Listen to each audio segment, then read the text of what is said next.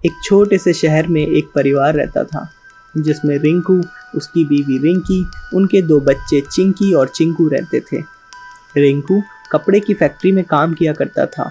एक दिन फैक्ट्री में आग लगने के कारण फैक्ट्री के मालिक ने बहुत सारे लोगों को काम से निकाल दिया, जिसमें से एक रिंकू भी था। वैसे ही रिंकू आर्थिक तंगी से गुजर रहा था। ऊपर से नौकरी चले जाने के कारण घर के हालात और ख़राब होते जा रहे थे। एक दिन पूरा परिवार साथ बैठ के खाना खा रहा होता है।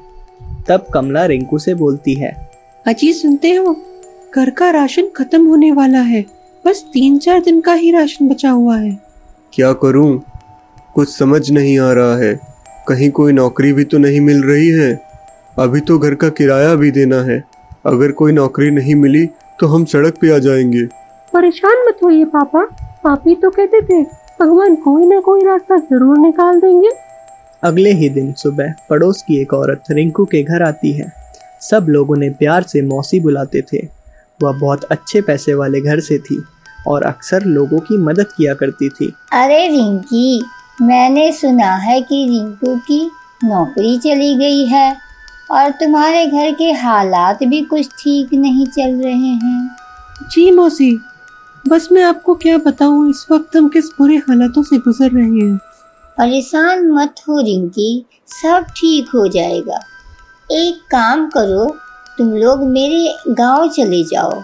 वहाँ हमारे एक मकान है जो सालों साल से बंद पड़ा है।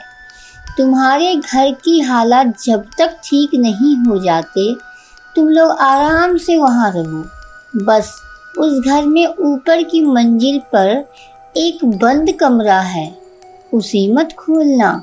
दरअसल उसमें हमारा जरूरी सामान पड़ा है।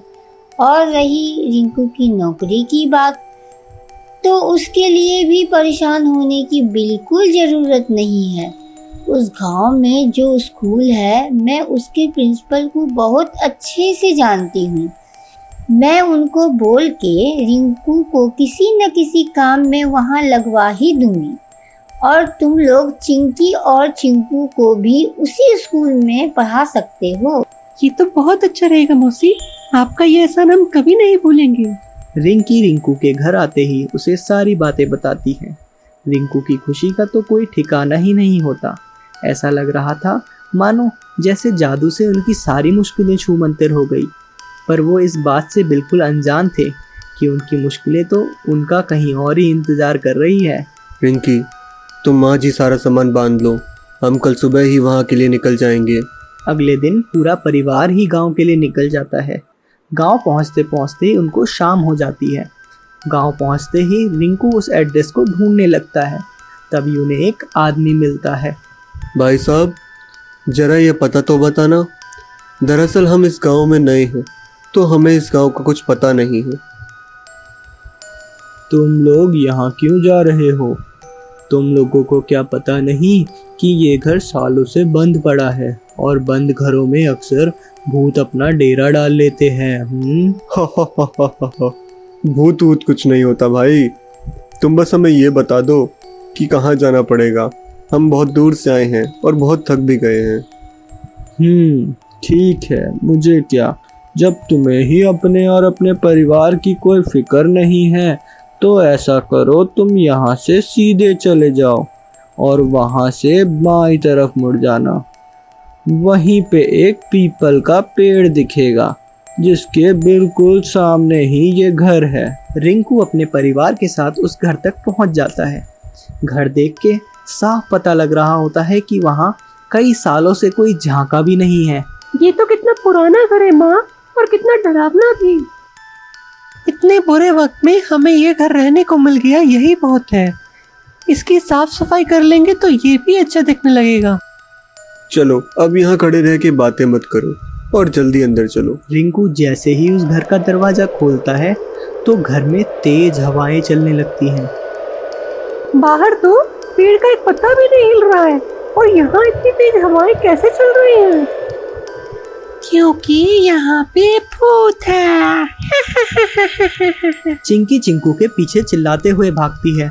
रुक रुक, तुझे मैं अभी बताती हूँ, रुक।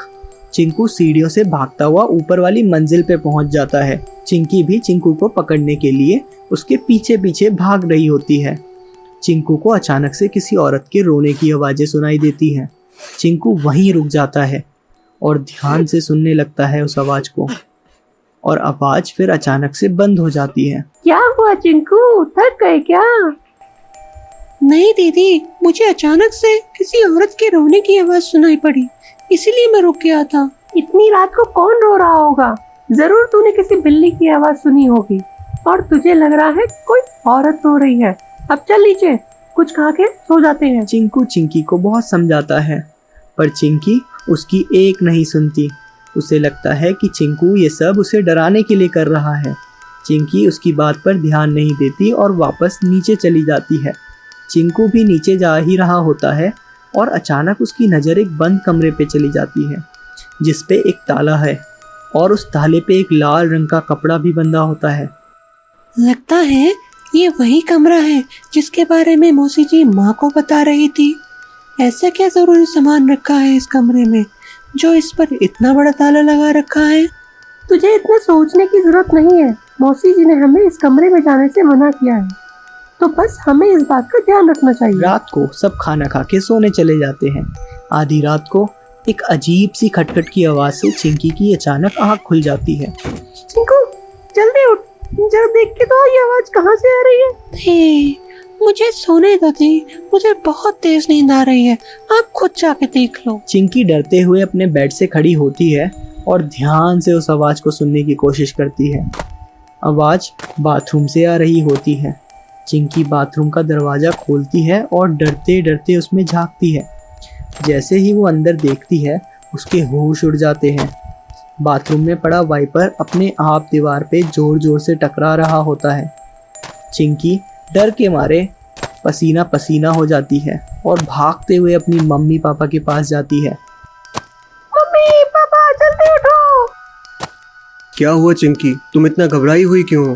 वो पापा, वो पापा, बाथरूम वाइपर, पापा ऊपर बहुत। क्या बोल रहे हो चिंकी? ठीक से बताओ बेटा, हमें कुछ समझ नहीं आ रहा है।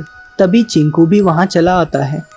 पापा वो बाथरूम में वाइपर अपने आप दीवार पे जोर जोर से टकरा रहा था। ये तुम्हारा वहम है चिंकू, चलो अपने कमरे में जाके आराम से सो जाओ।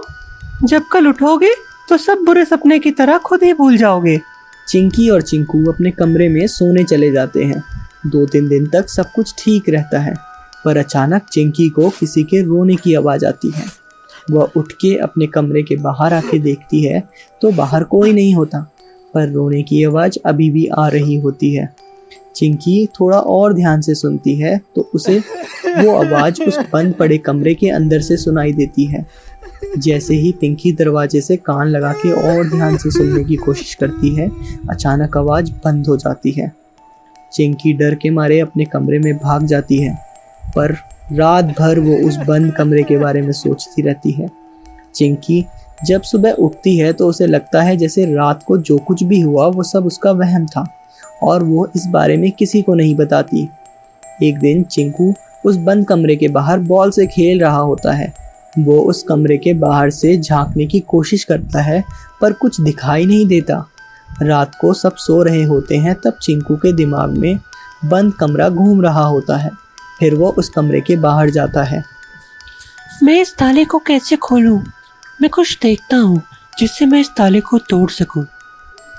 चिंकू जल्दी से एक हथौड़ी ढूंढ के लाता है और उस ताले को तोड़ देता है। जैसे ही वो उस कमरे की कुंडी खोलता है, उसे पीछे से किसी के आने की आवाज़ आती है। दरअसल चिंकी हथौड़े की आवाज़ से उठ के बाहर आ जाती है। कौन है वहाँ? कौन है वहाँ? ये ताला किसने तोड़ा? ये जरूर चिंकू का काम है, वो अपने कमरे में भी नहीं है। चिंकी से रहा नहीं जाता और वो कमरे का दरवाज़ा खोल देती है। वो जैसे ही अंदर जाती है तभी उसे एक झटका सा लगता है, जैसे मानो उसके अंदर कोई आत्मा घुस गई हो। चिंकी को बहुत अजीब महसूस होता है और वो अपने कमरे में जाके सो जाती है। अगले दिन सुबह होते ही रिंकू अपनी नौकरी के सिलसिले में सुबह ही घर से बाहर निकल जाता है। चिंकी घर की सफाई में अपनी माँ का हाथ बटाने लगती है और चिंकू आंगन की सफाई बाहर करने लगता है। चिंकी का बर्ताव कुछ अलग अलग सा होता है। वो बिल्कुल चुपचाप खिड़की पे खड़ी बाहर पीपल के पेड़ को ऐसे देख रही होती है जैसे वो अपने होश में ही ना हो। चिंकी, तू वहाँ खड़ी क्या देख रही है? चल जल्दी से मेरी मदद कर। चिंकी चिंकू की आवाज़ सुनकर एकदम से होश में आ जाती है। उस दिन से चिंकी कभी कभी अजीब बर्ताव करने लगी। वो अक्सर उस पीपल के पेड़ को देखती रहती है। एक दिन चिंकी अपने कमरे में लगे शीशे को कपड़े से साफ कर रही होती है। तभी उसे शीशे में एक चुड़ैल अपने पीछे खड़ी हुई दिखाई देती है। चिंकी जैसे ही पीछे मुड़ती है वहाँ कोई नहीं होता। चिंकी फिर भी शीशे को साफ करने लगती है तो इस बार वो चुड़ैल अपने बड़े बड़े नाखूनों के साथ चिंकी की गर्दन पकड़ लेती है। मम्मी, चिंकू, मुझे बचाओ, जल्दी आओ, ये चुड़ैल मुझे मार देगी। रिंकी और चिंकू जल्दी से चिंकी के कमरे में आते हैं तो देखते हैं चिंकी बेहोश पड़ी है। आगे की कहानी सुनने के लिए हमें सब्सक्राइब करें और कमेंट में ज़रूर बताएं आपको कहानी कैसी लगी।